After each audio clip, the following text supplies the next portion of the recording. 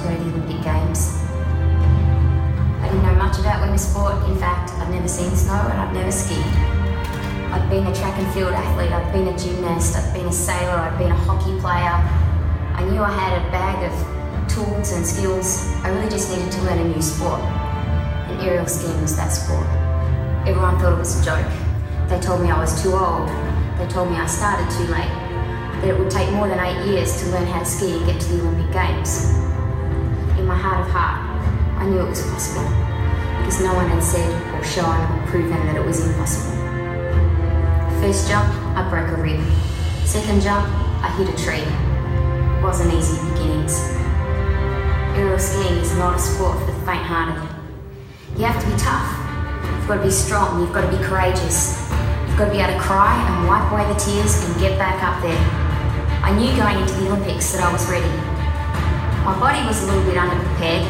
I broke my ankles 6 weeks before the Games. After my first jump in the Olympic final, I was in 3rd place. The judges called my name and I was in the start gate. I looked at the snow, breathed out, clapped my hands, and I could feel my heartbeat pounding in my rib cage.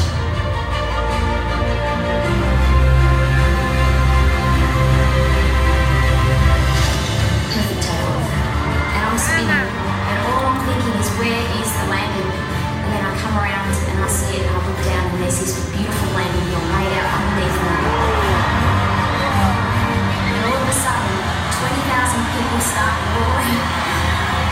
And I'm on the other side of everything I've planned for.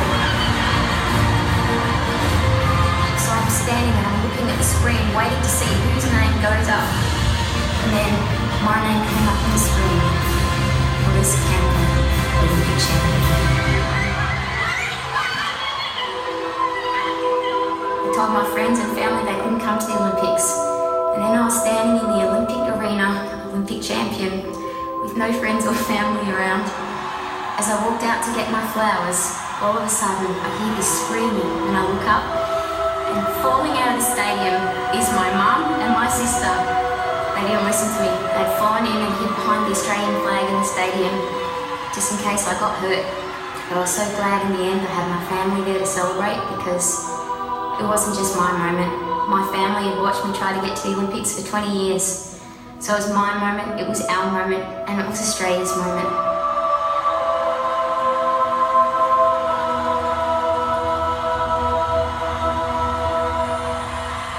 Ladies and gentlemen, Olympic champion Melissa Campbell!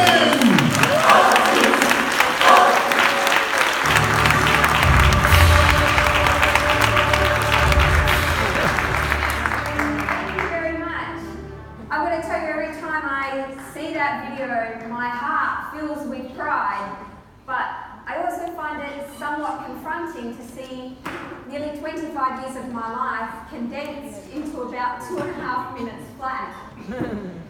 So over the next 40 minutes, I hope to share with you a little bit more behind what it takes to actually create a moment like that, and also to tell you a little bit more about me as a person. As you heard at the very beginning of that video, I was actually 19 years of age when I first signed up to learn how to ski.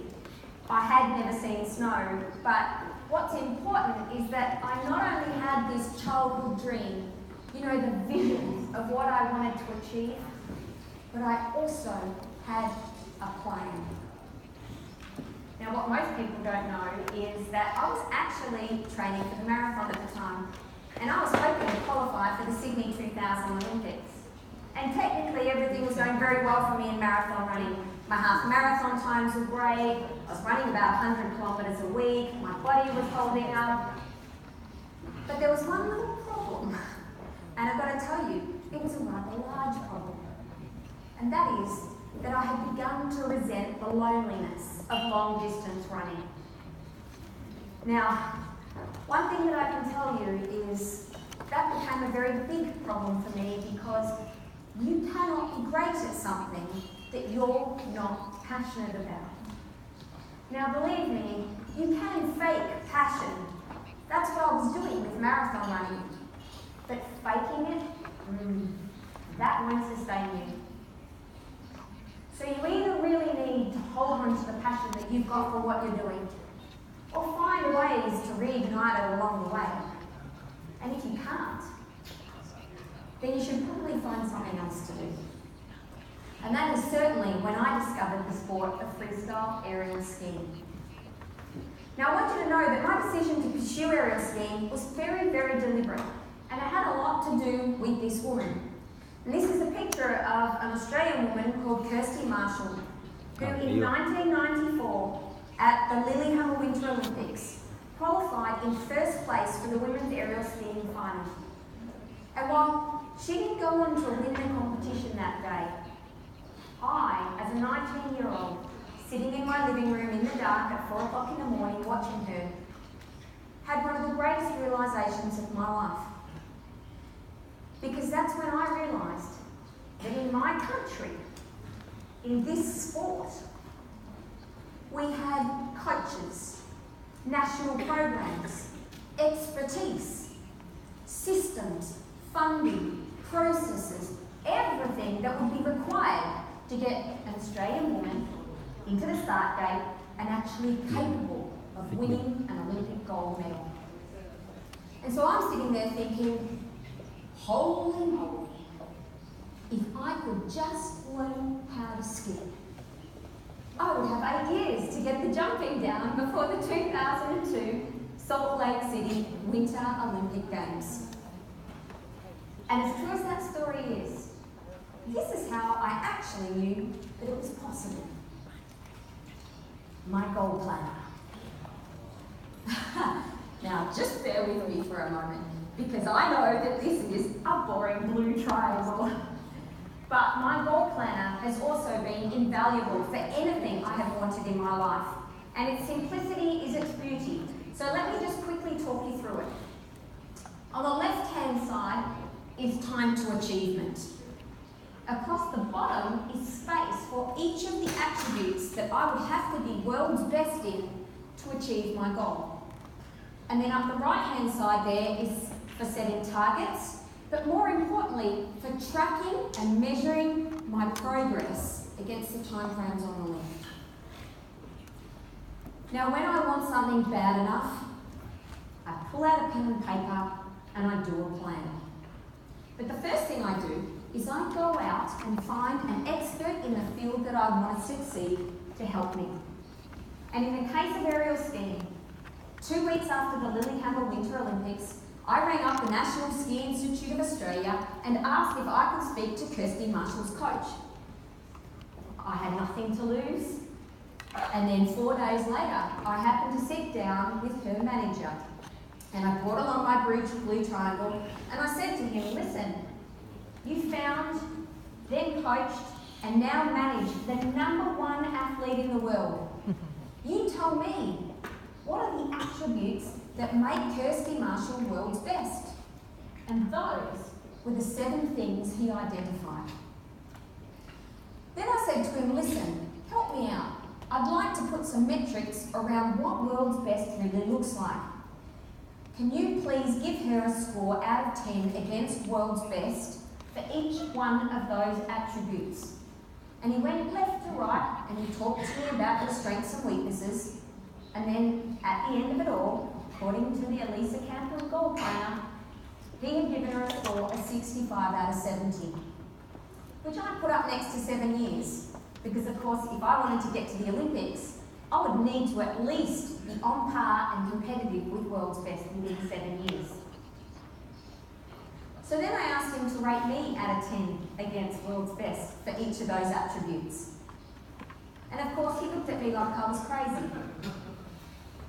But then I explained to him all the sports that I did as a kid, my strengths, my weaknesses, my tangible and intangible qualities, who I thought I was and who I knew I could become. And when he realised I was serious, he humoured me the process and gave me a score of 5 out of 70. So I quickly turned the conversation to how do I close the gap between 5 and 65? I had 7 years. So we talked about how quickly people propel themselves through the sports industry.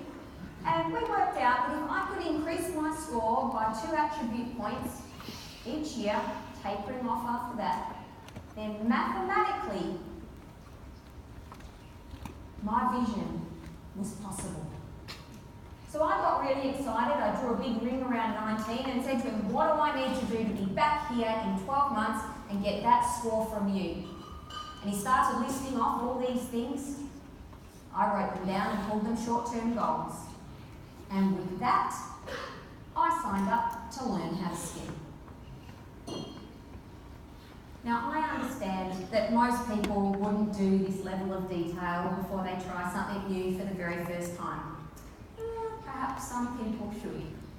But I have used this process many times in my life. When I wanted to become an executive at IBM, I moved out of sales into business leadership. I worked with the manager that I admired most in the business, and within 2 years, I was able to take on a segment of the organisation. I use it today as a director of an organisation and recently did a strategic transformation on the back of an envelope in less than 10 minutes using this process. I used one of these after having my children to get myself back to a healthy weight. Quite frankly, it doesn't matter whether you want to run a marathon, write a book, or improve your business's performance. This is simply a process and structure that works. Now, I understand that this is not for everyone and that it can be a little bit dry. So I freely share my goal planner now and just remind people that a vision without a plan is just a wish. The vision is what you want to achieve, but the plan is how you're going to get there. And you absolutely need both. Of course, I do deliver that message with a little word of warning. Because any time you want to push the envelope or move in a new direction, it's going to be hard. There's going to be setbacks, challenges, obstacles, and sadly, people standing in front of you holding on to stop signs.